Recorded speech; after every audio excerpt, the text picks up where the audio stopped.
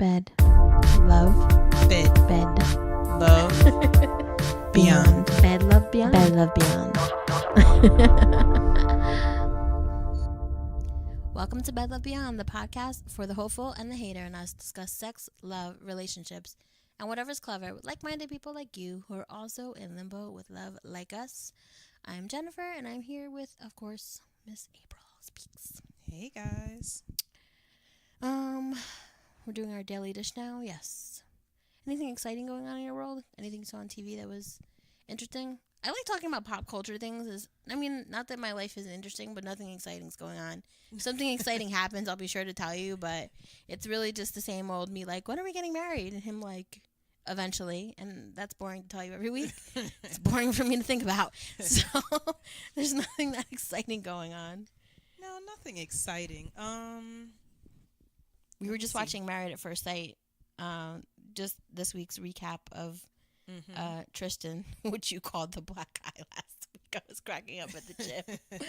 Oh my God, I was dying at the gym. People probably think I'm psychotic. That's funny. I was like, sorry, that was probably really loud. Oh, by the way, thank you, RV, for mentioning our sound. We are working on it. Hopefully this is better for you. But yeah, Tristan is the black guy. That's his name. And his new wife got detained on their way to Mexico. So me and April were just watching the aftermath of that. And her quick and easy. I think I know him. It was just a mix-up. I just know him. I just know him from other people. Small town. It was mistaken identity. Let's not talk about it Let's anymore. move on. She's like, they let me go. It was okay. I don't know. After 2 days in custody, they figured out I didn't do it. You were like a Tracy Chapman song for a minute, and then all of a sudden, you out. I wasn't buying it, but if you're buying it, congratulations, my friend. I think they cut those cameras off and told Tristan, for the benefit of this show, right, let's get to the end, and then whatever you decide, if you think she's a psycho killer and you want to leave, right, but let's just get through this show taping, right, and get you your check. I wonder if they get paid. I believe they do. It's not like, you are taping at a point where you're supposed to be working. Yeah. So at some point you either, I remember the season where the other, what was his name? Trey, maybe? With the girl, Vanessa? What was his name? The girl's name was Vanessa.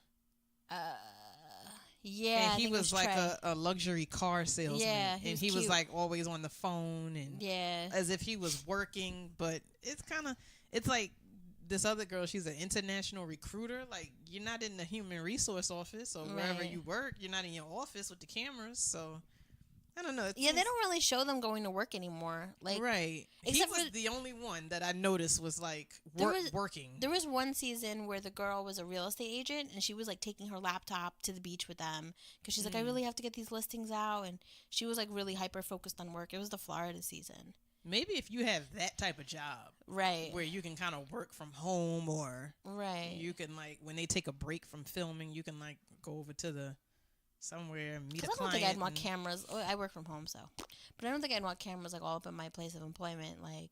Or if you have a place of employment that requires extreme confidentiality, right, like a social worker, a therapist, right. Obviously, can't be cameras in there unless you're in there by yourself. Yeah. And they're just talking to you while you sit at your desk or something. So, how are things going? Oh, he's a sociopath. I've already diagnosed him. Everything's great. Thanks for asking. That's funny. I don't know. I hit up Sonia. She was from the Florida season. She's a social worker, and I forget what happened, but her husband said something like really mean to her. I think he told her he's like not attracted to her or something like that. And now she's dating like this really hot guy in Florida. Big ups to you, Sonia. I hit her up on Instagram because she was having a podcast, and I was like, oh, fan of the show, fan of you. Like that you're a social worker. Yay. Solidarity. I was like, would you like to come on our podcast? And she was like, sure. But that was the end of that conversation. I think that was like one of the surprises that Martini was like trying to keep under covers. But it's not that much of a secret because I don't know if it's going to happen. But I should be proactive and like reach out to her and be like, oh, But the thing is, I don't know if she's allowed to or would want to talk about the show. And as much as I want to talk about her being a social worker and dating, because I think that because we're in the mental health field, like, we have a different perspective on dating and people in general. I don't know if it makes it easier or harder. Right. Like, April will be the first one to be like, no. He's borderline. Yep. So, like, I don't know if it makes it easier or harder, and I kind of wanted, like, an outside person's perspective. But I also did want to be like, what's the deal with Married at First Sight? Like, can you tell me anything? Because I think the non-disclosure only lasts for a period of time, because eventually they'll come out of the woodwork telling everything that happened behind the scenes. So I guess it only lasts, I mean, I don't know. I guess it depends on the show. Well, the two first couples that, like, lasted, they still kind of have contracts, I think, because they do, like, YouTube channel stuff. And the first couple does, like, she does the show before Married at First Sight. Right. So they're still linked to the network somehow. Right. They probably still have a non-disclosure thing. Right. So that's going on. But nothing else exciting is going on. I'm going on some day trips. Have you ever been to New Hope, Pennsylvania? Nope. My mom was telling me about it. She's like, there's this place, there's this restaurant. This lady used to have her standard poodles there. She's like, she's dead, and I'm sure the dogs are dead too. I was like, what? I was like, okay. I'm like, it's a gay town now, Mom. I was like, I don't know if that's the right terminology, but that's what she would understand. And she's like, no, it's not. I was like, no, really, it's LGBTQ friendly. And she's like, oh. But there's a store there called Love Saves the Day that used to be in New York City. And it's, like, all toys from, like, our childhood and childhoods before ours. Oh, okay. So, I don't know. But every time I was like, okay, Google, what's the weather going to be tomorrow? Please don't do it. Please don't do it. It was like, tomorrow's thunderstorms. I'm like, fuck. So I don't know. Yeah, this is a nasty week. I know. But, and you're going to the land of opportunity. That's what you call Montreal? Yes. You're going to get there and be like, Jen hyped it up way too much. But everybody I know who's ever been there said they loved it. It was so nice. They always wanted to go back. Like, everybody always has nothing but good things to say about it. So if I would have known I was going to take off this week, I would have, like, Airbnb'd a room for one night and just, like, gone to dinner with you guys or something. But it's probably going to rain again, unfortunately. Hopefully it doesn't for you guys. It's going to rain there, but it said scattered showers. It was, like, pouring. Well, no. We walked around the street for, like, a bit. We brought an umbrella. It was okay. We bought wine. The wine stores are, like, commercial wine stores. They're cool. I don't know. If anyone from Canada listens, thank you, and you guys are awesome. I'm going to move there one day. So I can be on waiting lists for strep throat checks. I don't know. That's the rumor. Yeah. Because of the national health system. Yeah, they said that, like, it's free, but, like, if you need something, there's waiting lists. It's had to be serious or... London it is. 1 year maternity leave paid. That's what I'm talking about. So today's topic is meet you at the altar or meet you at the club. This is episode 122. Are you marriage material? I thought this was important. That's it? Just thought it was important? No, I thought it was important because, well, coincidentally, let me just get his name right. I got to go to Instagram for that. Is it Pastor John Gray? No. Oh, okay. Is that Dr. Farrah Gray? No, there's a guy, he has a show on Oprah's network his name is Pastor John Gray, and he had a really I think Ciara kind of made it popular because she reposted it, and it was basically talking about carry yourself as a wife. If you're looking for a husband, you need to carry yourself as a wife. Okay. I think Ciara had posted it, and people were commenting on, you know, the idea of him telling women how they should act in order to get a husband. Right. So it was a little controversial that way. So, but he had a video. I didn't really watch it, but it was along those lines. This is Terry Duran. He's one of these, like, self-proclaimed. Oh, he's on Podbean too. Holler. His thing says, I give quality man's POV on sex, love, and dating. He's on Podbean and iTunes. And I was going to actually email him and ask him if he wants to be on the show, but I have a feeling that I don't want to say this out loud, but whatever. I have a feeling that we might find him obnoxious. But it's worth a shot anyway. But so he had a bunch of stuff on. And one of them was like, I put on Facebook or Instagram. I think I put on Instagram and Facebook. And it was like a girl like at a baseball game or a football game. And she was like twerking and her ass was out. It wasn't like twerking. Looks like she probably had a little skirt on and then she like lifted the skirt so everyone could see her ass cheeks. And it says man in the crowd. And it says like 5% say, I wish that was my woman. And then he's like, the other 95% will say, I'd nut all over that ass. Like, so saying like that's a man's perspective. Mm-hmm. Like when you show your ass, like we're not saying, right. Let me give you the ring. She sure looks good. Right. I want her to be my wife. Yeah. So, and I was like, oh, that's really interesting. We were wanting to talk about that. And I think that like, and a lot of people on Instagram or whatever, on social media, because that's like where you take the temperature these days, are like, oh, I can't find a good man, but then like kind of posting about like, how you just out here playing dudes and, hashtag savage life. And I'm just like, all right, well, like, what are you really doing then? Because if you post that and you're not the least bit concerned with being in a relationship, right, then that's fine. But if you're, saying you keep meeting all these guys, that's this and it's that, all this negative stuff, well, I mean, you're getting what you put out. I had a friend who used to be like, there's like no good dudes.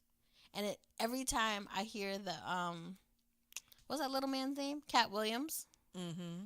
And he like, obviously he uses foul language, but he's like, no, the dudes you dealing with ain't shit. Right. It's not like all dudes ain't shit. The dudes you deal with ain't shit. The ones you're picking. Right. Mm-hmm. So it's kind of like, like, what are you putting out there? I'm not saying put on a Sunday dress. Right. But if you lift up your if you lifting up your Sunday dress, and leave nothing to the imagination. Right. That's like, I mean, I think it's the same go for, and it's a shame this is not the same standard for men. A man can jog around the street with his shirt off or in like little jogging shorts or whatever, or have like I remember online dating, seeing profile pictures, every picture his shirt's off. Right. Guys are not gonna get judged for that the way a woman would get judged if every picture she's in a bikini or a very, very low cut shirt or she's a hoe. It doesn't matter if she a virgin, she a hoe, and he's just showing off his abs. But to be honest with you, even though like some of the guys who had their shirt off, so I was like, all right, hey, nice. I don't know if my first thought wasn't like, oh my God, he'd make a great husband. Right. I was like, right, exactly. I like to do that. That'd be nice. Right. Which, I mean, is equality at its finest. Like, right. I mean, because I personally was turned off. Like, to me, that's all you have to offer. Right. And I guess a man looking at that's all you have to offer is your ass out. I'm good. Right. And that's how I felt. Looking at profiles, every single picture your shirt is off. I'm good. That's all you have to offer is a six pack. I'm like, on the first dick pic you send me, I know we're not getting married. We're not. Yeah, it's not happening. It's not happening. Because that could have went out to 20 other people for all I know. So, yo, Kim, you like this? My name ain't Kim. Like, what? Wrong person. Yeah. But no, I think we do talk about it from like the woman's perspective, but I definitely think it applies to men. Like if you're the guy at the club who's like being all Rico Suave and running up on all the girls and trying to be smooth, like I don't know if I could take you seriously. Especially if it's like a local joint and you see that person every weekend trying to holler at everybody. Right. And that's the part of the title. Like it at the club doesn't mean, we put or meet you at the club. It doesn't mean because you're married or in a relationship can't go to the club anymore. But the club is like a little paradise for single people. I know you millennials don't go to the club. This is what the club is now. Y'all go to club groups on Google. On GChat. But it doesn't mean you can't go to the club if you're married and in your relationship or just to have fun or whatever. But it is a place known for where single people go or where people go to mingle with other single people. So that was the analogy to be made there. And technically, once you're in a serious relationship or you married, should you be in the club every single weekend? Probably not. Why? Why would you be there that often? Like if you're just going to chill with a friend or somebody, birthday or somebody, bachelor party, or you and your boys just want a boys' night out, girls' night out, that's fine. But should it be somewhere? What are you doing there every Friday, Saturday? Like why? I'll go to the club if we can leave by 12. I just don't think I can. You gonna be there when it's empty. The DJ ain't set up yet.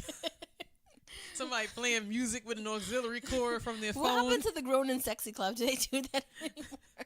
Do we Probably qualify not. as the Grown and Sexy Club anymore? Shadows ain't open? 78 Lounge and oh my God. house music night. Everybody. Well, my boyfriend will go. 38 and up. Give him 20 minutes up there. He starts playing house music. I don't who are you? He would have loved it. Was house music night. I swear we were the youngest people in there. Oh my God. I'm like, he goes, a lot of old heads in here. I'm like, listen to the music. I'm like, all I know is follow me and percolate. That's it. That's I don't all know what's I know. going on here. That's all I know. But they had the dances. So if you're in Jersey, if you're in North to Central Jersey, 78 Lounge. That's your place. Maybe we'll do that this weekend since 35, 36 and up. That's your, and the food's good too. That's good to know. Yeah. But I know I've told you the story before, and I might have told this on the podcast before, but it's actually brought up to me today. They're like, oh, so-and-so, for the purpose of this podcast, let's call her Jessica. Jessica has a new boyfriend. I was like, oh, that's good.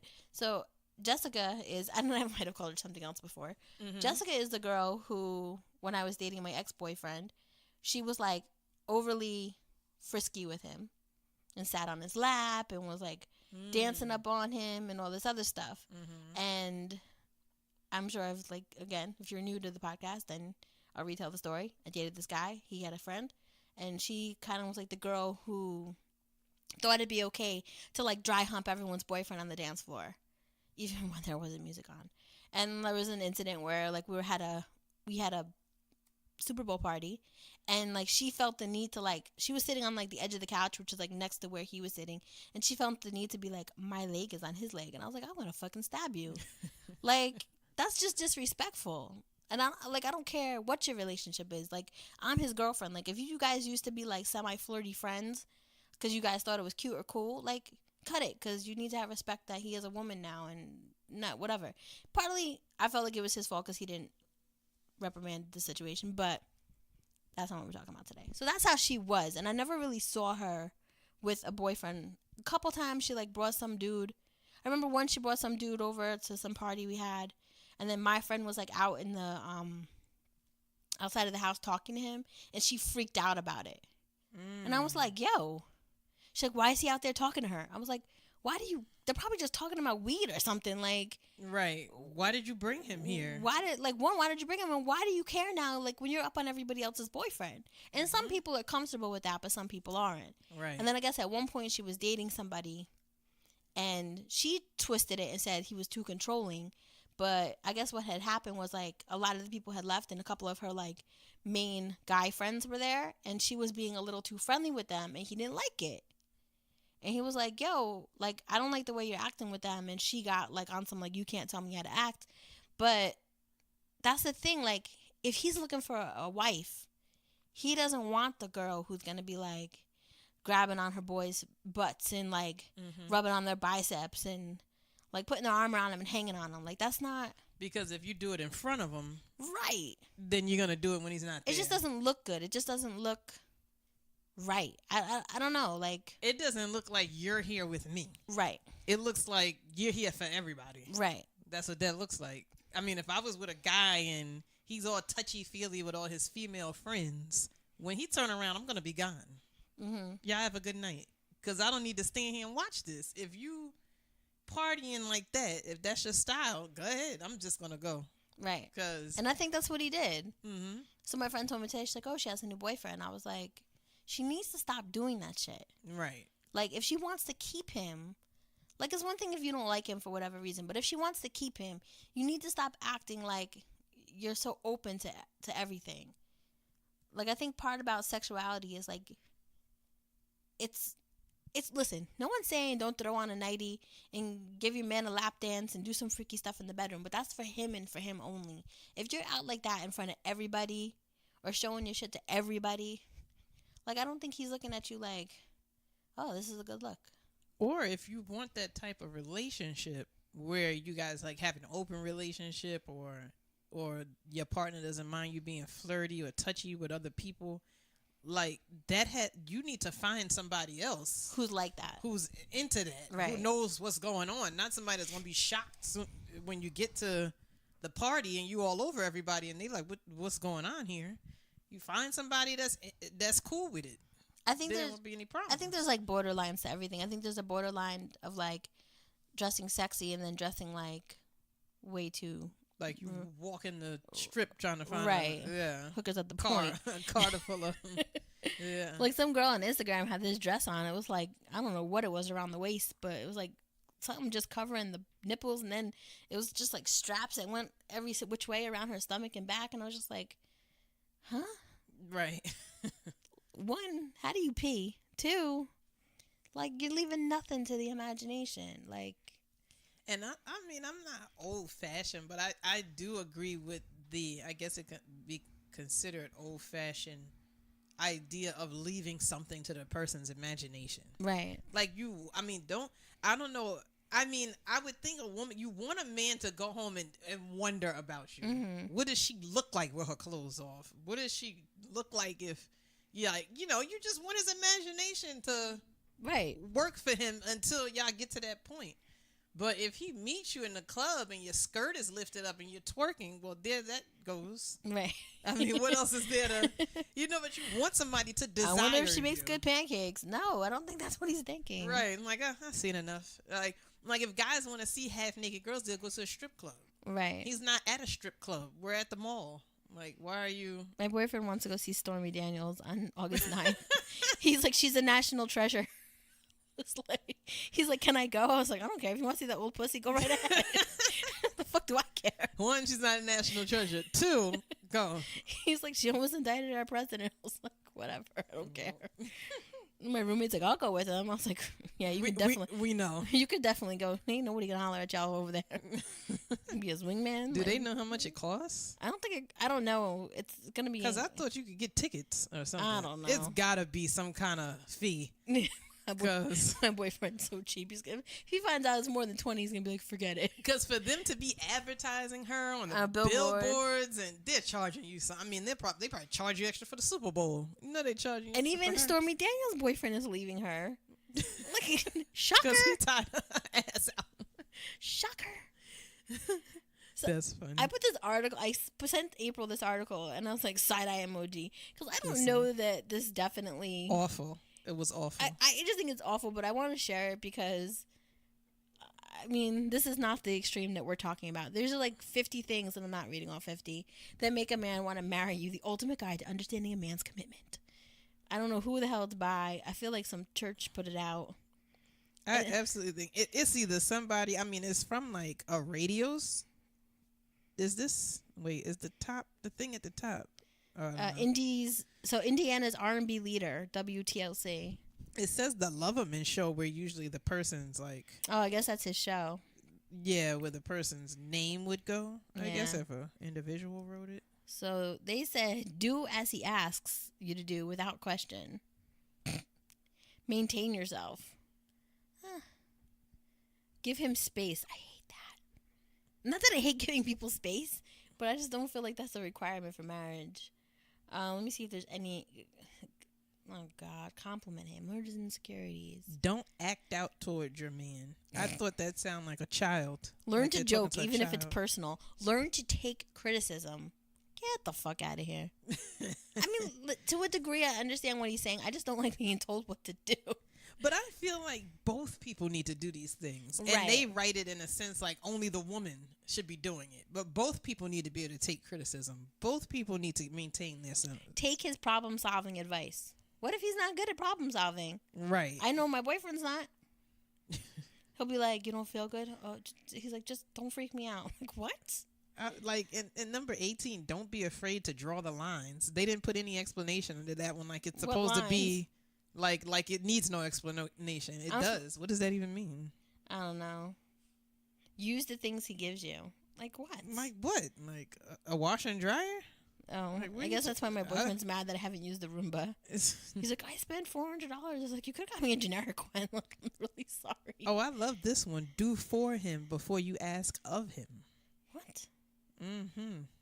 Oh, God. Yeah. Ask when you don't know. Maintain his interests. You're like a minstrel show. That's basically Like you tapping around.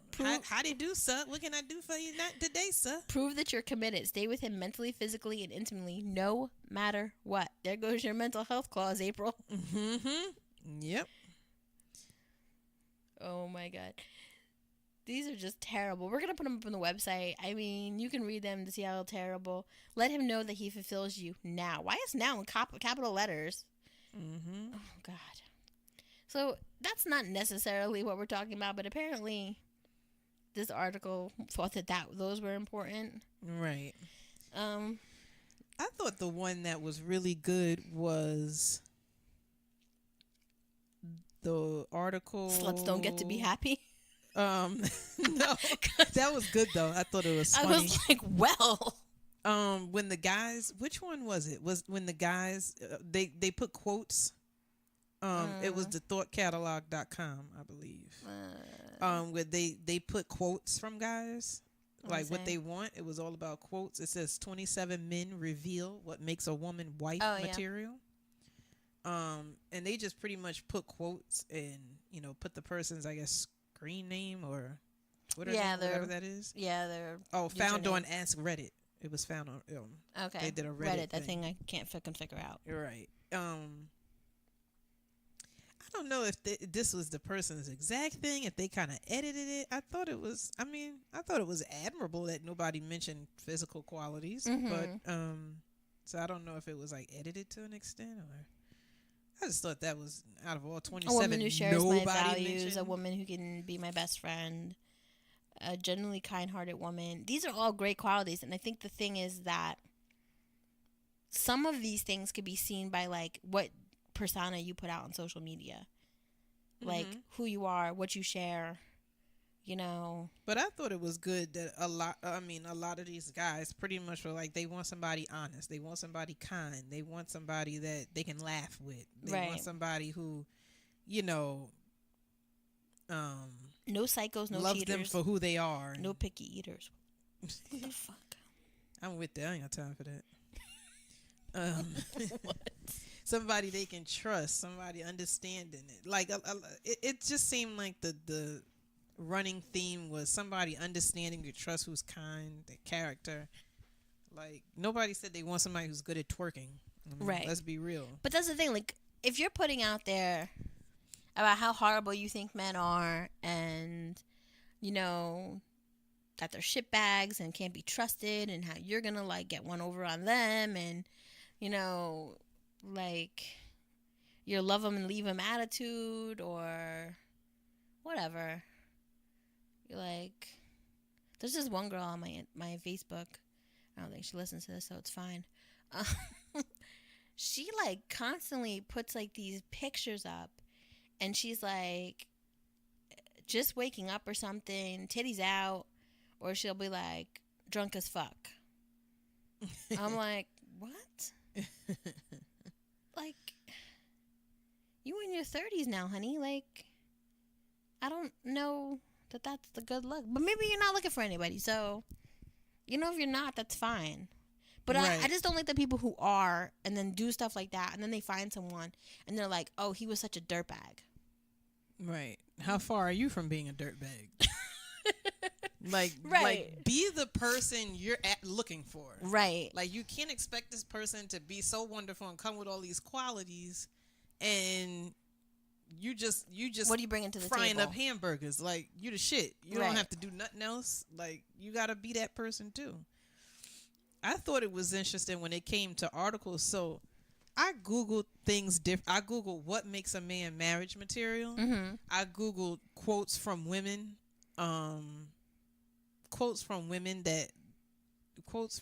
about how a man is marriage material, something of that nature. Right. I kind of changed it around 3 times, and there's about maybe 7 or 8 articles that pop up. But towards the end of the page, before we even get to page 2, it becomes 7 ways to make him see that you are the one. 50 things that make a man want to marry you. Even when you look, like, things that come up, you know how like Google tells you like something similar to what you're looking for, right. Like a drop down menu. Mm-hmm. is she marriage material? Like, everything becomes about the woman. Right. I just thought that was interesting. 25 things girls do that make guys realize they're wife material. 27 men revealed. That article came up.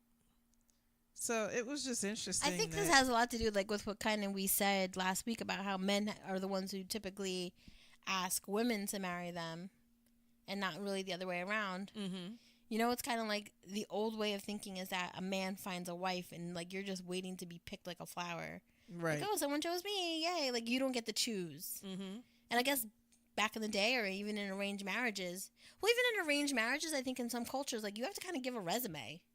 Right. Or basically, like, you have to be a certain type of, have a social standing. Right. Yeah. Yep. So, I had trouble with, like, Googling things, too. So, the only thing I found was interesting is 7 behaviors that ruin a relationship. And one of them was having angry reactions to feedback instead of being open to it. Mm-hmm. So, like, I guess if you're a woman or a man who have, like, poor listening skills and you're kind of just, like, you know, not open to anything like criticism or advice or, mm-hmm. you know, like, sharing even, like, that's going to be problematic. Being closed to new experiences instead of open to new things. There's going to be things that you're not going to want to do, I guess. I don't know. Like, I'm glad that my boyfriend's adventure level is kind of like where mine is. Like, that might be fun, but no thanks. Right. You know, but like, I know my friend was telling me that her boyfriend was like super adventurous. Like, he wanted to go swimming with the sharks and mm-hmm. they went on jet skis and stuff when they went away. And she was like, I didn't really enjoy it, but I kind of just did it because he wanted to. So I guess like, it's good to try it, but like, if it gets to a point where you're kind of like, that's not for me then. Right. You know? Like, I'll get on a jet ski, but I'm not jumping out of a plane. There's a point where this ends. Like. I'll be flexible to a point. Using deception and duplicity instead of honesty and integrity. Saying, I really love you, but acting like you don't, and you don't have any time to spend with your partner. Saying, I want to be close to you, then constantly criticizing your partner when he or she is around. Saying, I'm not interested in other people, but then flirting with other people at the bar. That was a problem on the other Married at First Sight. She was kind of like, I'm not really into him. And then she was like at a bar, like totally flirting with someone. He was like, what the fuck? And they started recording her, and she's like, you make my skin crawl. And that hurt his feelings. Yeah. Yeah. I can see that. Overstepping boundaries instead of showing respect for them. I'm trying to like see if there's an example. You know what that means. It says whether learning a language, climbing a mountain, or writing a book, you can see each other for who you really are and support each other's unique goals and capabilities. When we give another person the space in regards to respect, we actually draw that person closer to us. I get that. Kind of just like whatever they're open to, whatever they're into, respecting that. Right, you're going to have to do everything together. Right. Showing a lack of, like the girls that go to the barbershop with their boyfriends, like sit there holding their purse. Right. Like I've driven my boyfriend to the barbershop because we were out and he was like, I need to go. I was like, I'll just wait in the car. Like, right. I'm not going. I don't need to sit in there. Right. Yeah. I was like, matter of fact, I like went to like 7-Eleven or something and came back. I was just like, Some people don't even sit in the barbershop with their kids. Yeah. Like, go in and get your hair cut. I'll come back for you. I mean, I guess at a certain age, some kids can just walk. Right. Mm-hmm. Showing a lack of affection and inadequate impersonal or routine sexuality instead of physical affection and personal sexuality. It says, in fantasy, there is often a lack of personal relating and affection. The sexuality can start to feel inadequate and impersonal or become hardly existent. Some couples describe their sex lives as becoming mechanical or highly routinized. This takes much of the excitement out of their attraction. Obviously, there are real outside circumstances that can affect or change one's physical relationship. However, there are often a lot of negative self-talk or critical inner voices that discourage us from pursuing our sexuality. The more free-flowing and spontaneous our expression of love can be, the less likely you and a partner are to grow apart. That's also another thing. I think, like, once you get to know somebody, like, a lot of people are not comfortable talking about sex. Mm-hmm. Especially like when you start dating, like what do you like? What are you into? I remember, like, after me and my ex-boyfriend broke up, like, we had a whole full-blown conversation about sex, and he's like, why didn't we do this when we were together? I was like, I don't know. Good question. Why are we talking about it now? Like, what are we either going to get out of this? Right. But if those conversations are important to have, and I think that makes you a better partner, and that doesn't include being, like, on Facebook on some, like, I love to suck dick. Like, right. There's a borderline. I think, too, I think when you're on a first or second date, like, I feel like maybe you don't have to go into detail, but I feel like it's okay to ask somebody, like, are you, I mean, I guess you don't want to use the word prude, but I guess it's like, I mean, anybody could find a way, but I mean, I guess it's like, you could ask somebody, like, are you into openly expressing your sexuality with your partner? DJ Khaled's wife didn't have that conversation. Look where she obviously is now. Or trying, are you into trying new things sexually? Are you kind of free sexually, or does sex make you uncomfortable? Are you kind of, you know, kind of a, I hate to use the word one trick pony. Obviously you're not going to say that on the first date. You're going to find a nicer way. But basically, like, are you just into, like, you know, you're like, why do you use handcuffs? routine, like, and I can see if you say, like, nothing super crazy. I'm not trying to, like, chain you up, but, like, are you right? Like, I'm all for that, because what do we need to go on 4 or 5 dates for if you just want me to lay there with my legs up and you finish and go to sleep? You're like, we just wasted a lot of time in our lives for from no reason. Oatmeal sex to BDSM, where do you fall? Right. Where on the scale? From 1 to 10. From 1 to, what'd you go over for? Oatmeal? Oatmeal sex to BDSM. That's 10. That's 10. The oatmeal's where 1. do you fall? Where in there are you? Right. Like, you can either do it that way. That's a creative way. And then just from there, okay, I can deal with 6. Right. We can go from there. But we're going to spend 5 days. Do you have a red room? Right. And how often do you go in there? Right. Like, am I going to constantly have to run from you every time you come out of your drawer with something? Or like, oh. But yeah, I mean, I'm all for that. I don't see the point in spending 5 dates beating around the freaking bush about where you stand on something instead of just coming out with it. For me, first dates are interviews. I'm all for that. You don't bring your representative. No. Nah, I'm just like, and please don't bring yours. I'm just like, listen, I mean, and I just feel like as you get older, I don't have time for that. But seriously. That's the problem. That's kind of what we're talking about today. Mm-hmm. Your representative is on social media, is the person who you are when you go out on the street, is the person who is posting on Twitter or on Instagram. Like, that is your representative. And if that's not really who you are, you need to change the narrative, because that's what everyone's seeing. That's what people see. Like, look, there's dudes out there who put up memes about, like, going down on women and how much they love it. Mm-hmm. Yay. But I don't know if I'd be like, he'd make a good dad. Like, I think if it's something funny and you post one, but like, if that's all you post, right? If somebody scrolls through your timeline and all you see is things of a sexual nature, it's kind of like something going on here. Right. You got some issues you need to talk to somebody about. Something happened to you. Sexually frustrated. Right. Like, it just like, why it just seems like don't you have anything else that's funny to you besides these sexual memes? So I mean, it does look like that's kind of all you're about. I mean, it's kind of the same thing besides going to the altar, going to the club. Even companies can look up your Facebook profiles now and be like, oh, really? She's a savage. Right. All right. Yeah. Cutting dudes off at the ankle, I see. And listen, I know all women have, like, been through something and they kind of want to, like, be retaliated, or not be retaliated, like, retaliate against men and, like, put up their, like, independent woman post and we don't need no man and this and that. But then don't turn around and be like, I'm 40. Why aren't I married yet? Like, oh, well. Because nobody needs anybody. Right. But, you want who you want. People are vague booking lately. Like, I'm going to kill him.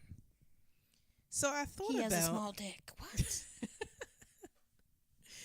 So I was thinking about, after I was reading these articles, and I didn't really see, like, I was wondering if I was a woman You are a woman, April. I mean, if I was a woman looking for what, like, if I Googled that, if I was like if I happened to Google what makes a woman marriage material, right? Like, if I really wanted to know that, if I really didn't know, right?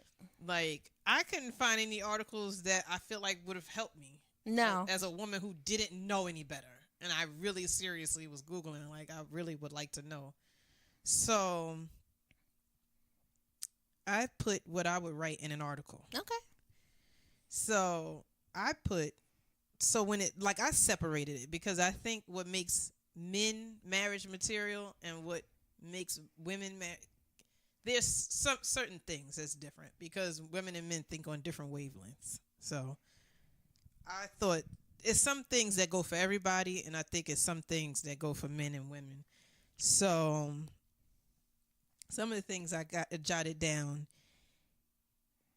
is that whatever definition of commitment you have needs to be met now. Marriage is just making your long-term relationship legal. Mm-hmm. So whatever's going on now is pretty much what's going to go on when you're married. Right.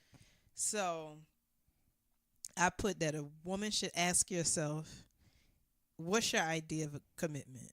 Because it could be different from mine or yours. Right. Or, is it a man that just comes home every day? Is your idea of commitment rituals? Mm-hmm. He comes home every day. We eat dinner together. We watch TV together. And I'm good with that. Or is it someone that, like, literally comes into your world and say, let's do this together? Is it like, are you living the same life, or are you living two separate lives and you guys just meet somewhere in the middle sometimes? Because I've heard, like, people say, and it's a lot of times, I don't know, it tends to be older women. Well, he comes home every day. Okay. Like, and? Right. And like, then what? Okay, he showed up today. Like, that's great. Like, are you scared he's not going to come home? Like, why is that enough for some people? Right. That's what I was wondering. Like, so is that enough for you? Well, he comes home every day. Like, because a lot of women, if there's, like, another woman involved, some kind of love triangle going on, first thing the woman says, well, he comes home to me every night. Yeah, no. Okay, what's he doing the other hours in the day? Right. Like, you know? So, what else? So basically, these are things that doesn't make a man marriage material. That's what I realized after I started writing it. So, Look at that, I got sidetracked. Right. So I asked, is the only time common ground is reached is after an argument because one person got exhausted You arguing? couldn't even write the article. Right. It's like, it's hard because what ended up happening is I'm asking myself, like, I end up writing, like, these are all the things that maybe you shouldn't want to be going on. Like, before you start that, to continue where you started, of things that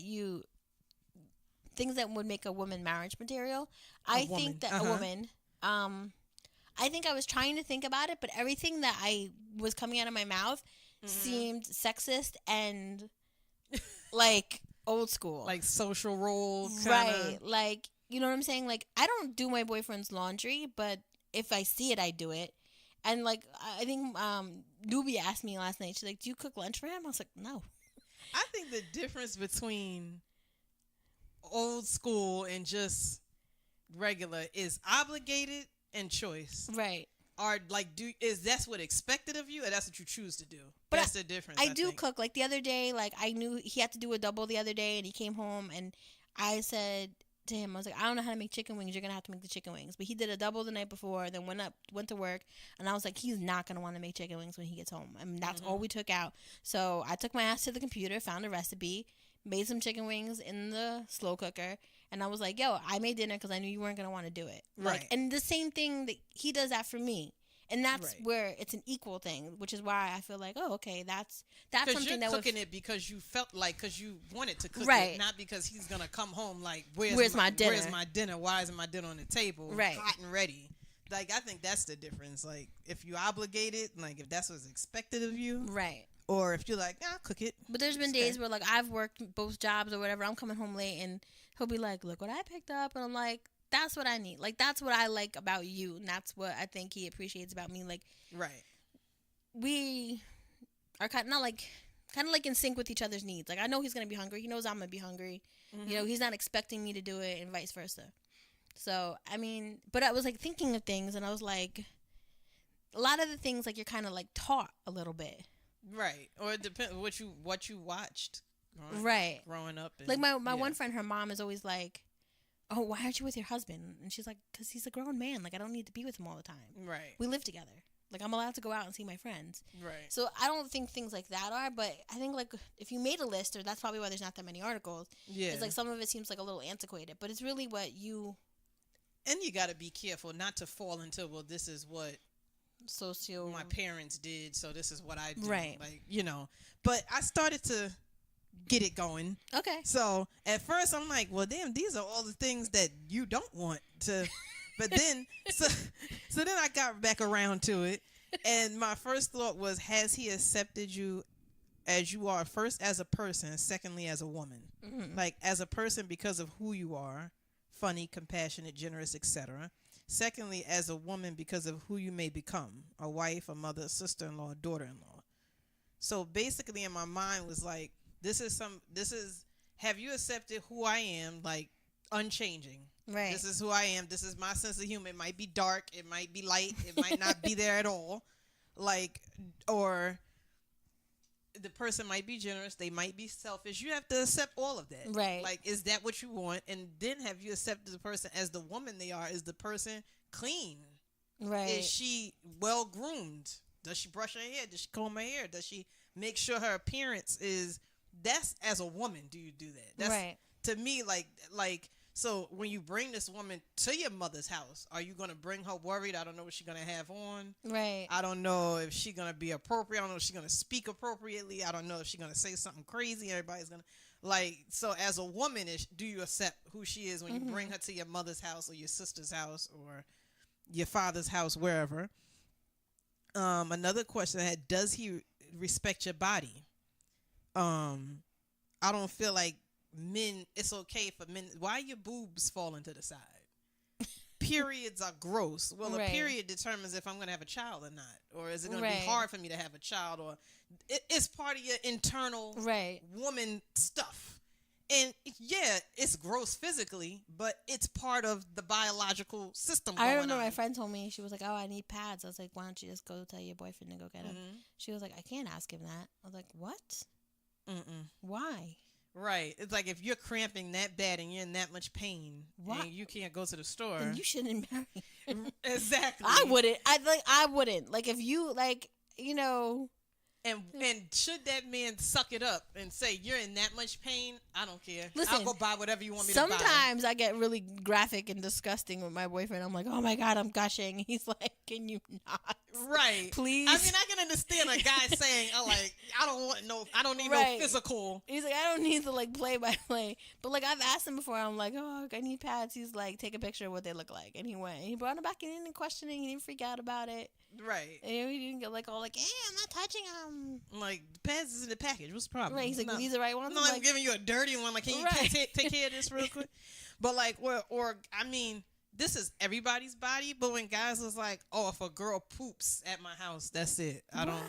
Like, French Montana said it. Like, he doesn't want to know you poop. If you poop at his house, it's over. Oh, man. What show was it? Was it Insecure?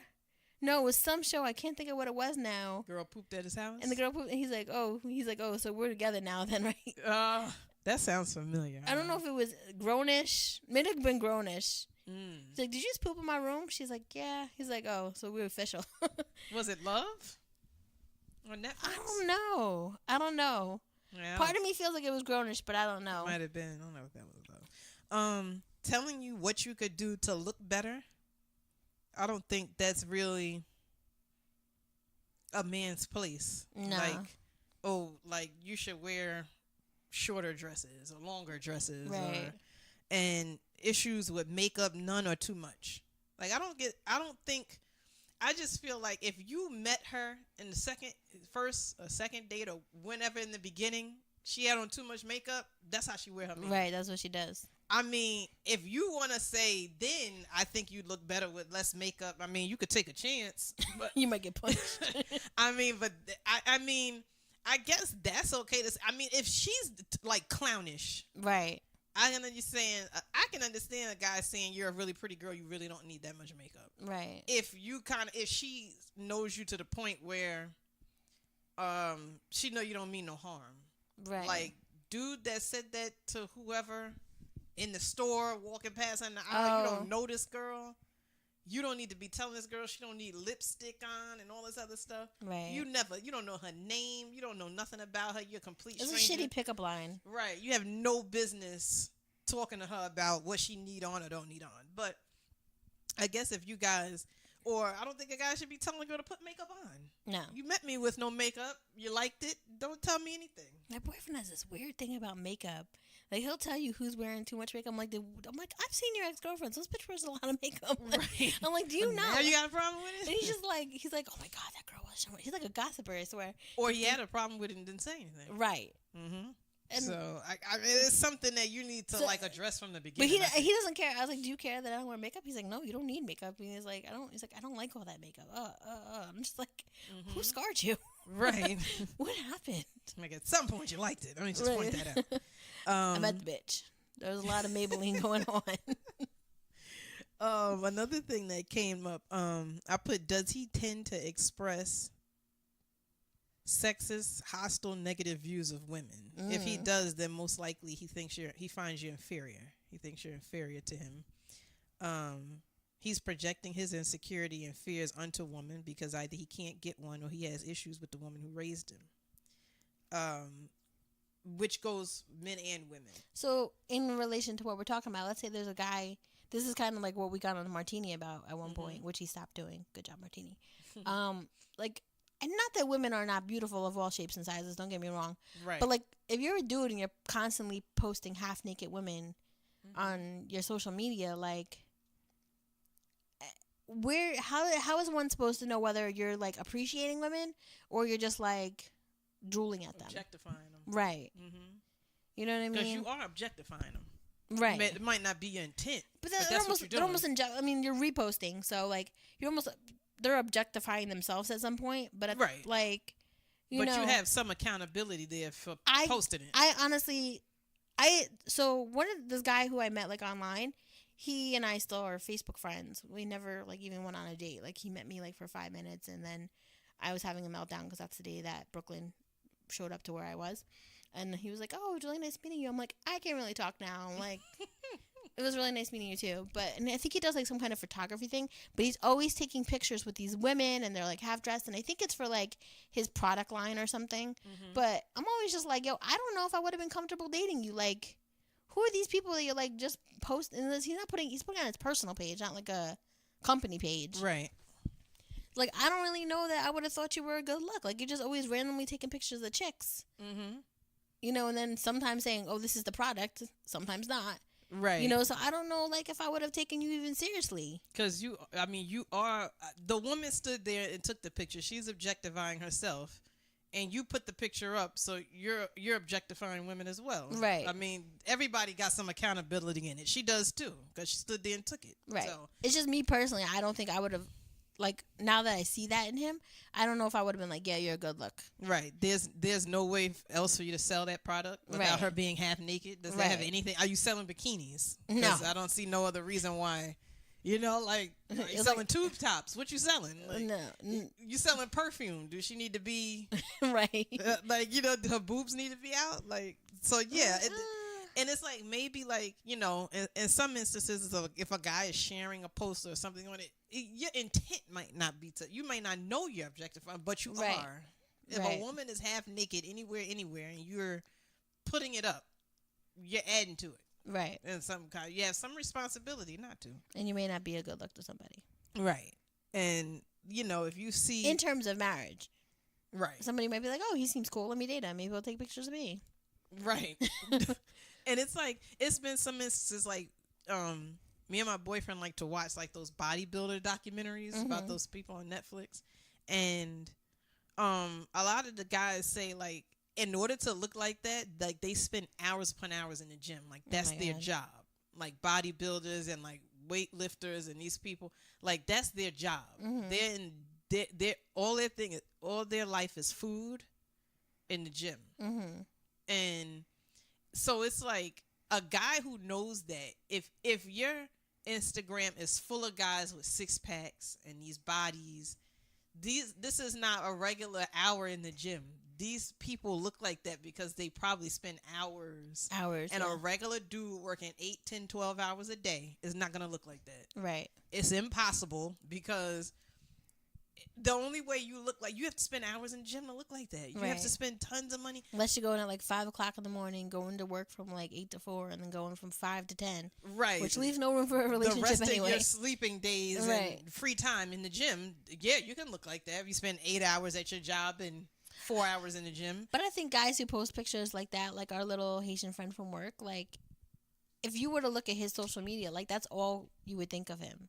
You know, like if you didn't get to know him on a different like platform, you would only be like, oh, all he cares about is working out and going to the gym. Right. Like that's all. That's him, who he is. That's right. That's his representative that he's showing you. You know, and maybe you're just like, I'm not really into anybody who's like too into themselves. Right. So. So that was one thing. That was another thing. Are you gonna put these on Miss April Speaks? I should. I'm gonna try. Do my best. I also put, just because, something I want people to take away from this episode, just because a person isn't marriage material at the moment doesn't mean they won't be later. But you just have to deal with the consequences of waiting for them. Right. To possibly become that. I'm not saying you should wait. I'm not saying you shouldn't. It doesn't mean the person's going to be like this forever. But you're taking a risk. Let's say if they're 40. Waiting. If they're 40 and they're still not marriage material, would you say they're stuck there? Probably. Yeah. But I wouldn't say at 50. Maybe some kind of epiphany happened, or something could have happened, and they'd be like, you know what, like I really need to stop being stubborn and selfish and stuck in my ways, and kind of realize, or else I'm going to be alone for the rest of my life. Like some people, the fear of being alone for the rest of their life jolts them into reality. Right. But you may very well be 50 years old. Right, when it's single. Right. And I think that people shouldn't make the mistake of, when we're married, it'll be better. It's not going to be better. If you get married on September 23rd, the person's going to be the same person they was September 22nd.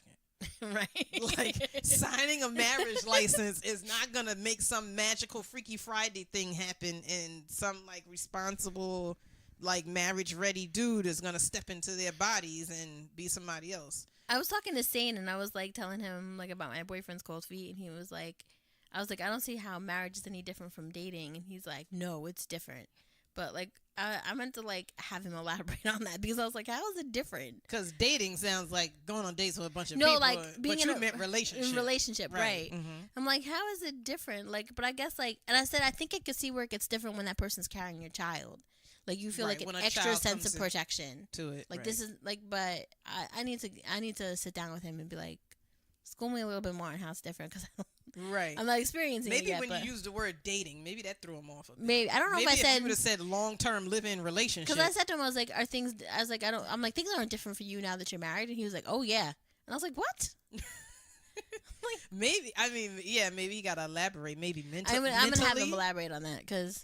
Like maybe he mean they've been together a hot as minute a man, it's different. Maybe like I can't just walk out on this chick. Like we're too connected now. We're too. I do think that is the part of marriage that, even though people can get divorced, I think that's the part of marriage that, for some people, is the scary part. Because like, oh my god, it's a legally binding contract now. Right. You can't you can leave, but there's a whole process involved with. There's just no walk out. Like, there's a whole thing. Put your bag over your shoulder and like, I'm out of here. Right. Now, women, I put, has she accepted who you are as a man, or is she constantly trying to change you and mold you into the man she really wants? And I put this under women because women do tend to have this thing where she's going to change them. And Like, I don't know if women, like a lot of women have realized, I don't think you want somebody who you're forcing to be a certain way, even if that way is good for them. Mm-hmm. You're still forcing it on the person. Like, right. Like, you want somebody to be like, I'm changing because this is the way I want to be as a man.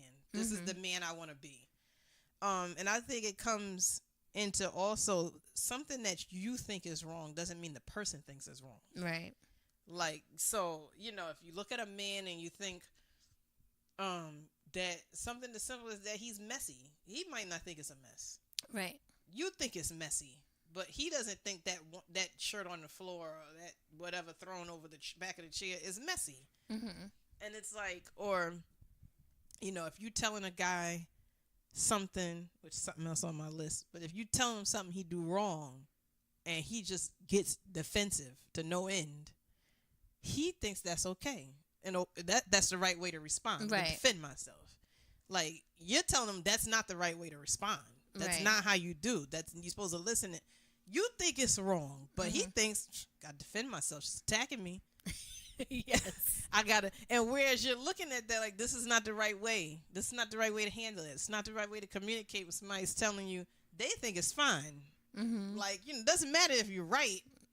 If the person doesn't acknowledge that that's not the way to communicate, it's not the way to act when somebody tells me, until the person tells themselves that, I'm not going to change it. I think as women, too, and I know I've been guilty of this sometimes. Sometimes it's the way you approach things.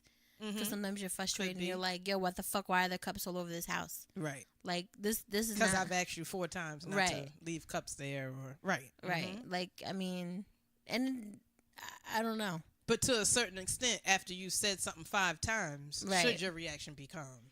Right.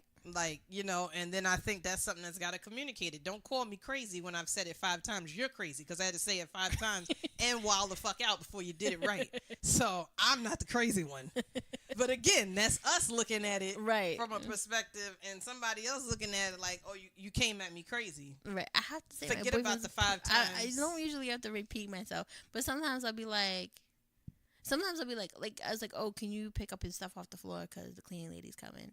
I hate that I have a cleaning lady. I mean, I like it, but I hate it. But, and then, like, when he came downstairs, I was like, did you pick up the stuff off the floor? Like, I feel like I have to remind him, yes. Right. I'm like, all right, calm down. Like, you've been known to forget. Right. Mm-hmm. Like, I'm just double checking. I don't want her to have to, like, go through your drawers. Like, and he didn't pick up something off the floor because there was a shirt on the bed last time. I was like, the drawers. I don't think I've ever heard you say underwear. The drawers. I don't know who told me that's what they are, but they are. That's funny. I also put, does she put more thought and effort into your marriage/wedding than she does your relationship? Which I think a lot of, like, I mean, there's men who want big fancy weddings, but the majority of the time is women. And I don't think that should be more important. Like, if a woman's with a guy that doesn't want a big wedding, chances are he's having one anyway. Right. Chances are. It's not everybody, but chances are, if that's what she wants, a lot of times a guy would say, if that's what you want, we'll have a big wedding, if that's what you want. You know, so it's all about the woman, her dress, her shoes, her, you know, everything, her hair, her tiara, whatever the hell. Her tiara. But it's like, if you're with somebody and that's not what they want, and they told you from the get-go, I really don't want nothing big, I really don't want to spend a lot of money on anything, and you're disregarding it, that's kind of you not considering your relationship in a situation. Is your relationship more important than the big wedding? I don't care if you dreamed about it from when you were 5. You've committed to somebody who doesn't want that. Right.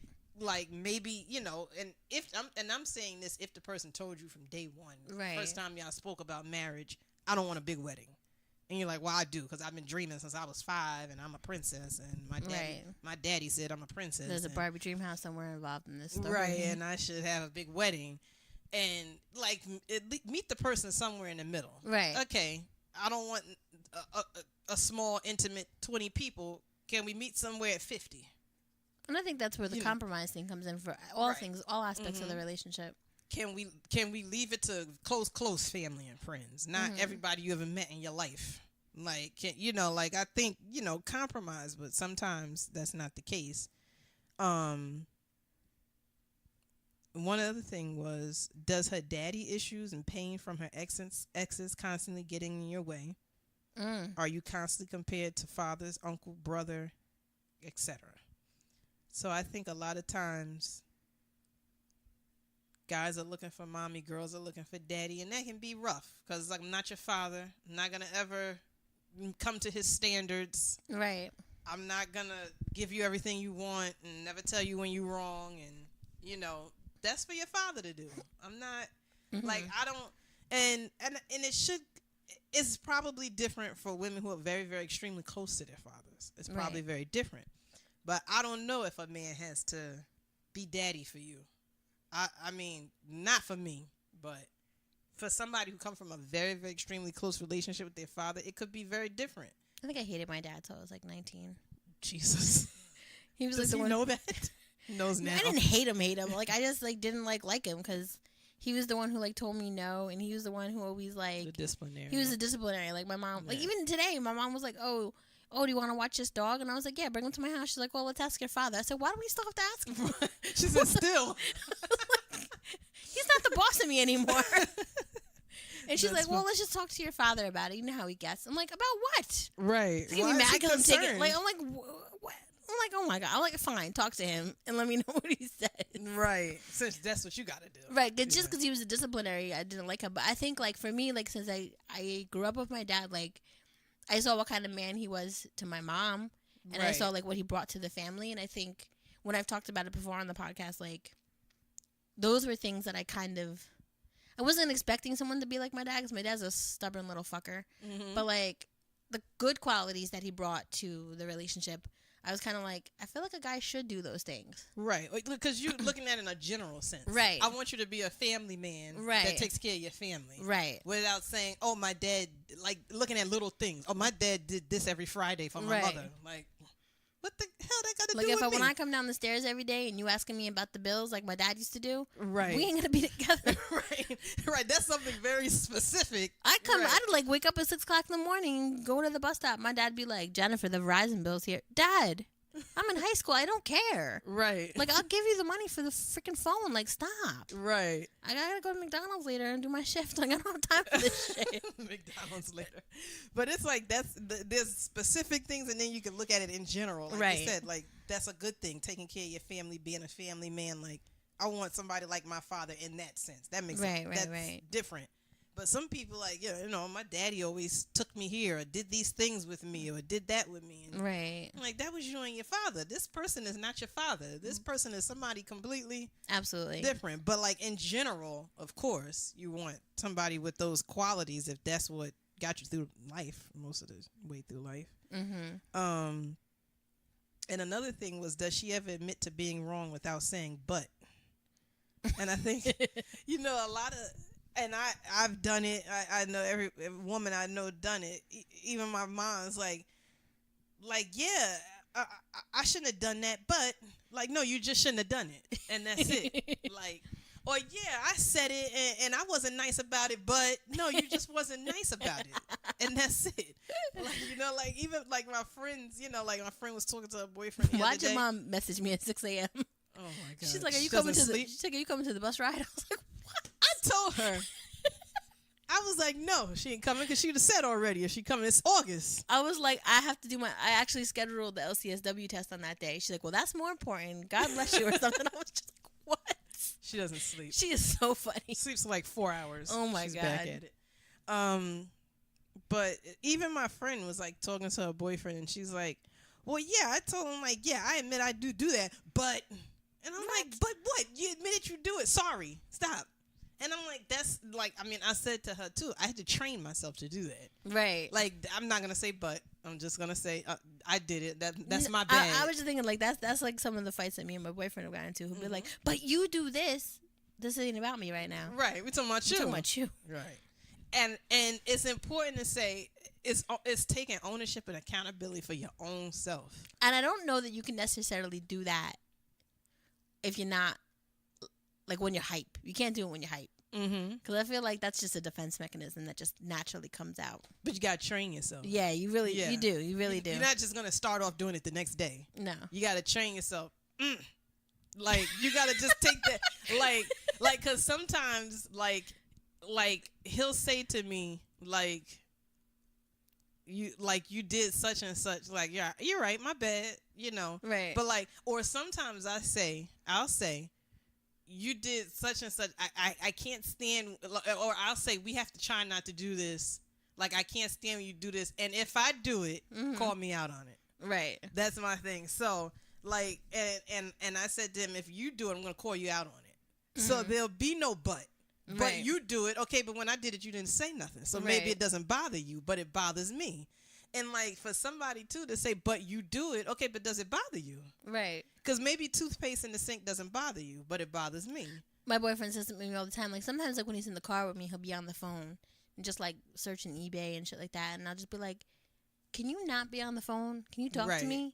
And he's like, but you're on the phone all the time. I was like, I'm on the phone when you're watching the news, when I don't want to see the news. But we're in the car. We could be communicating right now. He's like, but you do it all the time. I'm just like, okay, so when I do it, call me out on it. Right. Right. And I put the phone down. But he'll say, but it doesn't bother me. All right, so why are you bringing it up? Like, but it bothers me. Right. Like, what? Like, and that's important, too. Like, good for you. Like, the same things are not going to bother you that bother me. So if I do it and it doesn't bother you, then why are you bringing it up? Right. You do it. It bothers me. I'm asking you not to do it. Right. You could say, my bad. Okay, click the phone off. Or we can have an argument. Right. I think you should just click the phone off and doesn't... write somewhere, comment somewhere. If you don't agree that that's the best option, if it doesn't bother you when the other person do it, but you do it and the person call you out on, should you just not do it? Right. Or should you bring up that the other person do it, even though when they did it, you didn't say anything because it doesn't bother you? Like I said, toothpaste in the sink bothers me. If one day I happen to drop toothpaste in the sink and didn't rinse it out because I was in a rush, call me out on that shit. Like, you said it bothers you, but you did it. Like, you know what? I was right. I was rushing that day. I ain't rinse it out. You right. Next time, rushing or not. Let me get that real quick. I'm going to make sure I rinse it out so when I say something, it has validity. Right. It won't be that I'm doing something to you that bothers you. But my thing is, don't say anything if it doesn't bother you. Don't give me but. If it doesn't bother you. Like, there's things that he said to me that it doesn't bother me, but it bothers him. Right. And I was like, you're right, my bad. Because I'm like, well, I'm not going to say you do it too because, well, I think it was something he doesn't do too. But, like, even if it doesn't bother me, I'm be like, oh, okay, my bad. Right. All right, I'm going to try it. I'm not going to try to do it. Like, we had this discussion too at New Year's. I'm like, New Year's coming in. What's some things we need to, like, get work out, on. we don't want done, that both of us need to stop. That's kind of a way, too, to get out what bothers you without it being, it's all you. Like, all these things you do, stop. Like, okay, give it to me. What do you not want me to do when the New Year's coming in? Or, not that you have to wait to January 1st to say something. Just say Labor Day, whatever.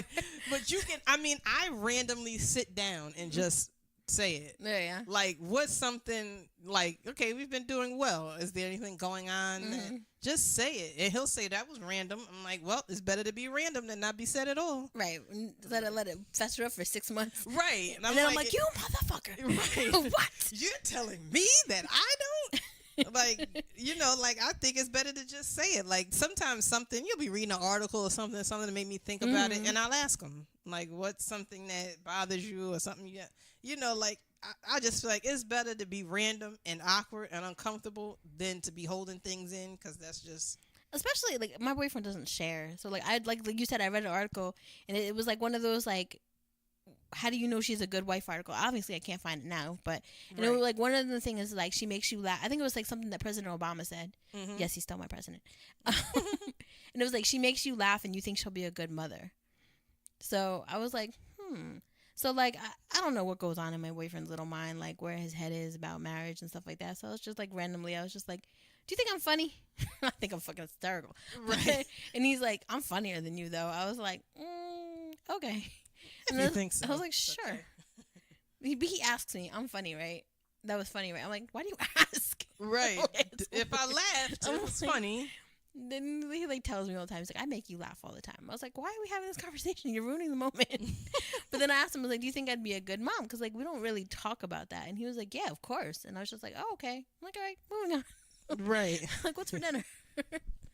But yeah, I think that's a good idea to kind of just randomly bring things up like that. Right. If you see something or see something, say something. And sometimes he does it. Like once in a while, he'll see something and he'll say like, "Oh, do you think that, or do you think I'm like that?" Or, and like sometimes like, and I say to him all the time, "Don't ask nothing you don't want to know the answer to." Right. Because if you ask me, I'm gonna tell you. So like, if you want to know, are you like that? Yes. Like sometimes you are, but like, and just make it clear to the person like, I understand that's not your intent. Right. But you did it. It happened. It might not have been. And it's important to distinguish intent. If somebody did it, the person intended to do it. Right. Did they intend to hurt your feelings? Was their intent to make you feel like crap? Like sometimes, like when you tell somebody you made me feel like shit when you said that, I know you didn't intend to. Right. But it did. Like, you know, sometimes just the language keeps it from being a defensive. You know, and if you're using language that's like kind of, you know, just going straight towards the problem and the person is still defensive, then they're not listening. Right, absolutely. Which could be the other problem. So third, I had a list. This list goes for men and women, so that's why it's the third list. Are you always the problem? Is your relationship constantly being compared to others? Do you feel like the subject of marriage is because of other people's lives / marriages? Does the person embarrass you around other people? Are you constantly apologizing for them? Oh, my God. Does the person's self-esteem and insecurities prevent you from disagreeing or bringing up something that they didn't like, that you didn't like, that they did that you don't like? Does the person tend to use almost every disagreement as a reason to bring up breaking up? Are you constantly putting things to the back of your mind because you don't want to be alone? Do you constantly feel guilty for not being the person they think you should be? Is the person controlling? Oh, we talked about this. Are you somebody you would want to marry? Are you bringing to the table what you expect the other person to bring? Oh, we talked about this too. Just because you think somebody needs to change something doesn't mean they think they need to change it. And it doesn't mean you're going to wear them down and convince them that they need to change it. Wearing somebody down eventually wears them out the door.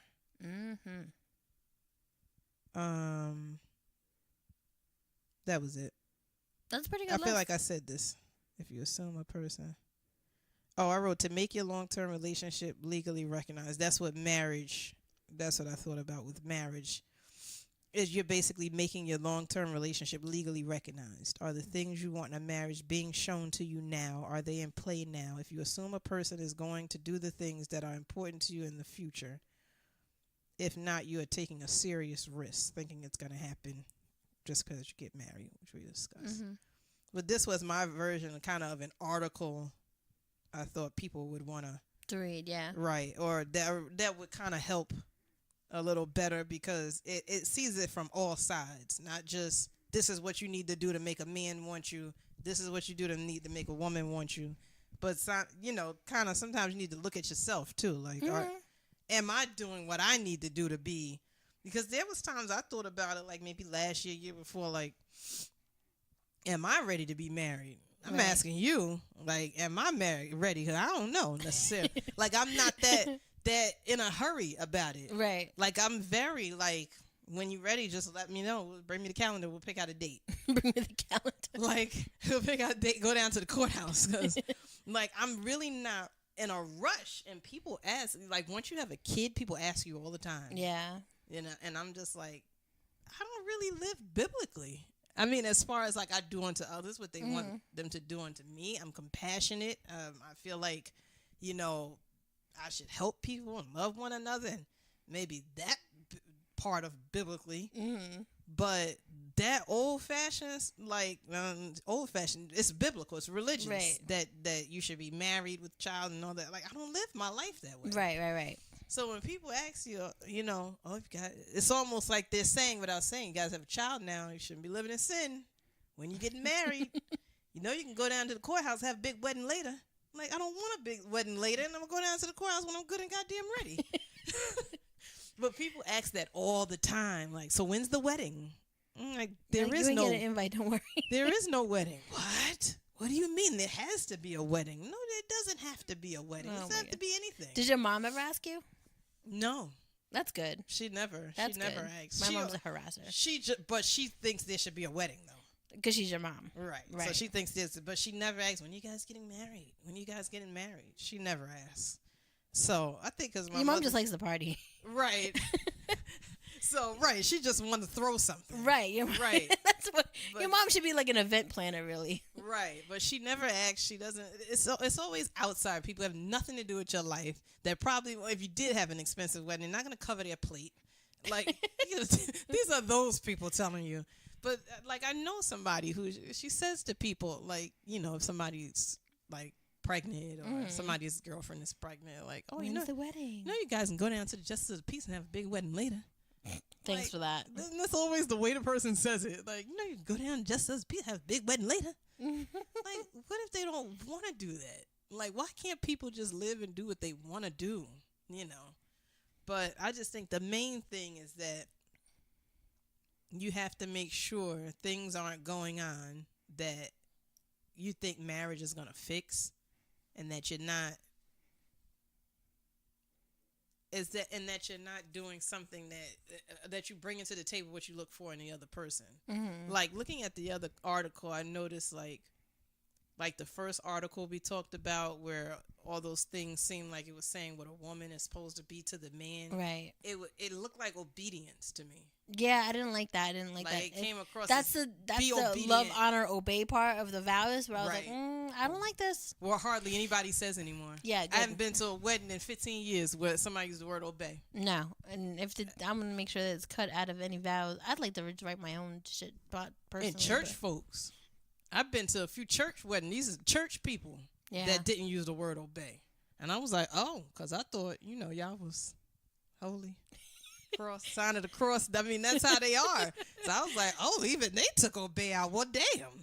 Like, if they taking obey out, everybody should be taking. The Catholics took it out. Right. We might be okay. The religious people. So I thought, and I just feel like there's a difference between, like, your behavior is important, but obedience is a type of behavior. It's one-sided. Yeah. Somebody says what to do and you do it.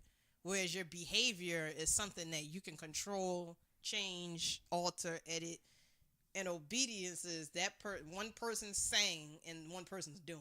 Right. So, and I guess that's the takeaway from all this is just that the behavior that you're putting out there into the world is determining on whether or not you're ready for marriage, and determining on whether or not you're gonna attract somebody who's equally as ready for marriage. Like they say, you are what you eat.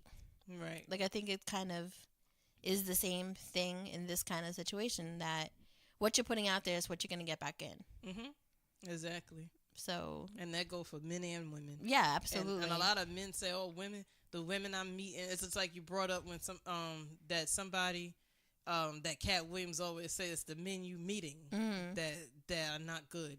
And it's the same thing with men. A lot of men bring up all these women just after me for my money. Okay, well, if the first thing you did when you met her is made sure she saw your car key and told her how much money you make a year, well, then that's what you attract. Right. Women who after money and material things. And I think some men don't want to take responsibility for that. The first thing you do is want to flash your make sure she see your BMW or your Mercedes key, but then say, oh, she was a gold digger. Floyd Mayweather's not that good looking of a dude, and he's short as shit. No. But yeah, when you almost at $1 billion. Yeah, you start looking a little better. Less leprechaunish, a little more suave. How many Bugattis he got? Like, come on. Right. Like, hey, boo. I mean, but that's the thing. That woman's not looking to get really married either, unless she's just looking for a come up. Or just looking to live comfortably. Right. But love being an issue. And that's not the kind of woman he probably really wants, but that's what he puts out there. That's what you put out there. Right. Right. And then you got to go knock bitches around and get domestic charges, and there you are. Mm-hmm. But yeah, that's the thing. If you don't, Floyd Mayweather's not going to pick you up in a regular car. Right. He's probably going to pick you up in a jet. He's not coming in Toyota. Right. So obviously he can't, make himself look regular, but he could start off a conversation with a woman without in a certain way, right? Without being like me, right? Where he can be a little more discriminative, because there is a good chance he can meet somebody who doesn't know who he is. Just like that show. I don't think it's on anymore. Joe Millionaire. Mm-hmm. Where like they made the guy into like a regular Joe, right? And he was really a millionaire, but I remember that. You know, he had mad money. You just didn't know. Mm-hmm. I remember somebody came out and was like, his assets were worth $1 million, but it's not like he just got $1 million sitting in the bank. Like it wasn't that rich. Maybe like his land was worth, or his real estate holdings, right? But technically, he didn't have $1 million access to $1 million cash. But I'm like, well, you signed up for the show. That's what you get is TV. What are you going to do? But there was a video, like Floyd Mayweather was like in a barber shop or something, and he kind of was offended that the woman didn't know who he was. God. But at the end of the day, that's who you want to meet. Somebody who doesn't know. Like Floyd Mayweather could have in a $10,000 suit. I guarantee you, Floyd, nobody's going to know it's a $10 million suit. Right. You know what I mean? Like, it just looks like a gray suit that fits you nicely. Right. So you walk up to a woman, you're in a gray suit, crisp white shirt. You start having a kind of, how you doing? I'm Floyd, and start having a conversation with her. Mm-hmm. The woman doesn't know who you are. That's who you need. That's who you would want to marry. But the woman waiting in the lobby to pretend she doesn't just bump into you by mistake. Right, all done up. Right. Like, if that's who you give attention to, instead of the woman who has no clue who you are, no clue, doesn't watch boxing, doesn't know how much money you have. That's who you more so. What happened to Ocho Cinco? He was cute. I don't know. I feel like he's married with a baby. Maybe he slowed his role in life. Maybe. I wonder, did he invest his money? He doesn't play football anymore, right? No. Wait, what was his name? World Peace? Or was that somebody else? Meta World Peace? That's the basketball player, Ron Artest. Oh, okay. Yeah, that wasn't him.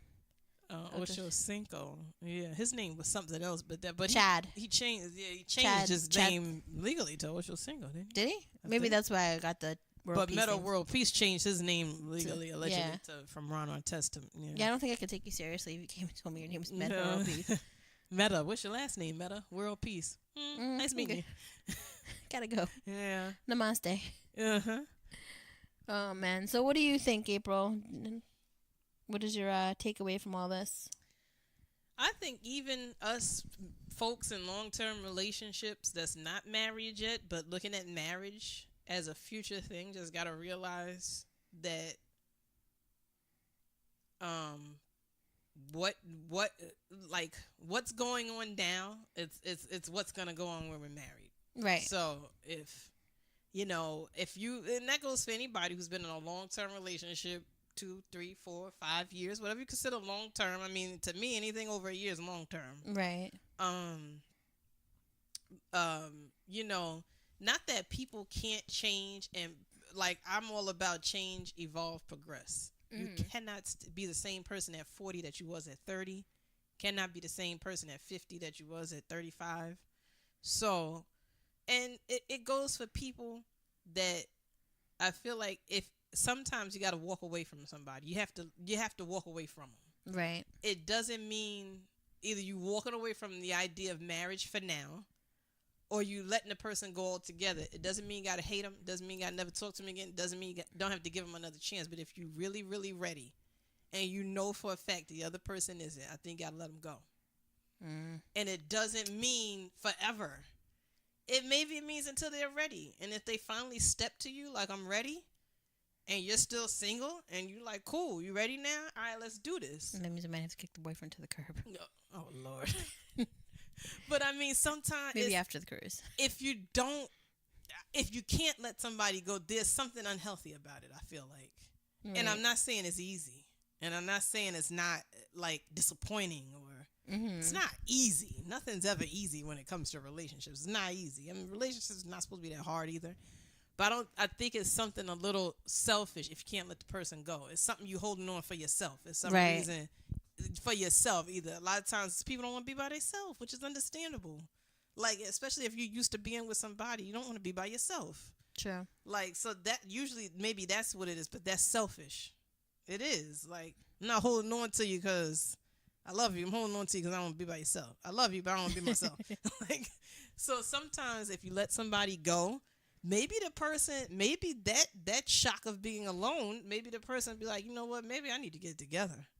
Maybe that's the push they need to be like, yo, I really love that person and I'm losing them. I lost the person. Or maybe temporarily, maybe not. But I lost the person. Somebody else is going to get them. I tried to post something to Bed Love Beyond. I don't think it posted. It was a video of this woman talking. I've never seen her before. But she had a video and was like, stop. How did she put it? Stop holding on to somebody else's future. Because you're not ready.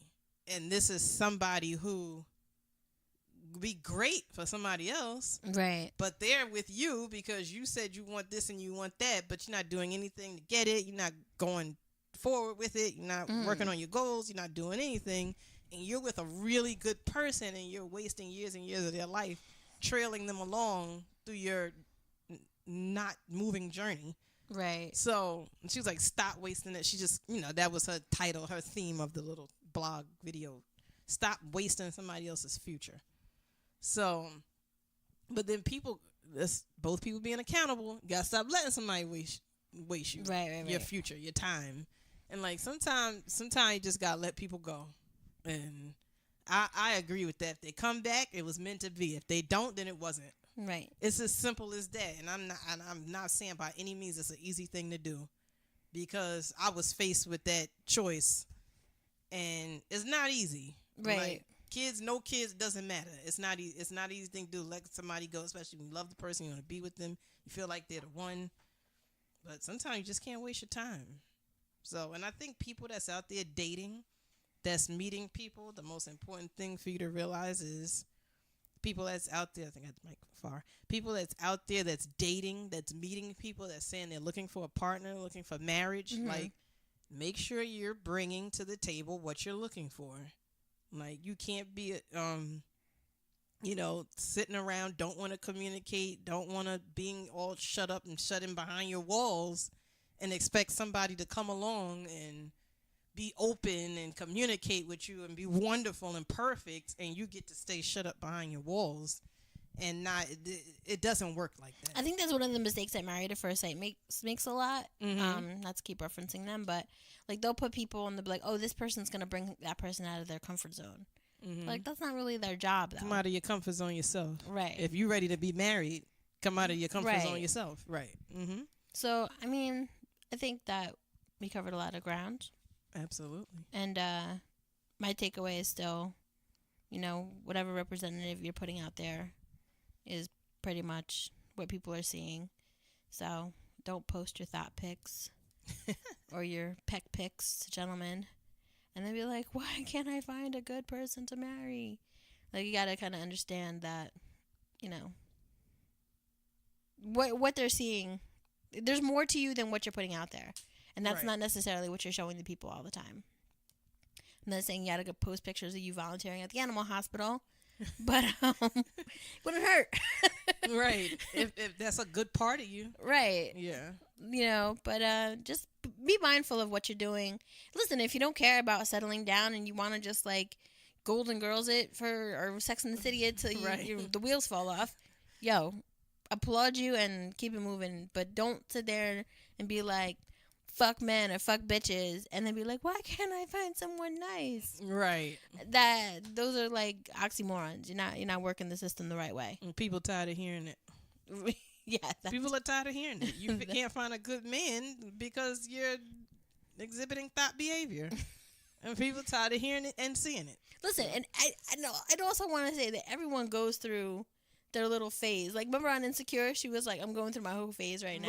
Right. Listen, everyone goes through their phase where they're just like, I don't care. Right. I just want to do what I want to do and not have any consequences for it. Right. And that's fine. But you're obviously during that time like, why can't I find a husband?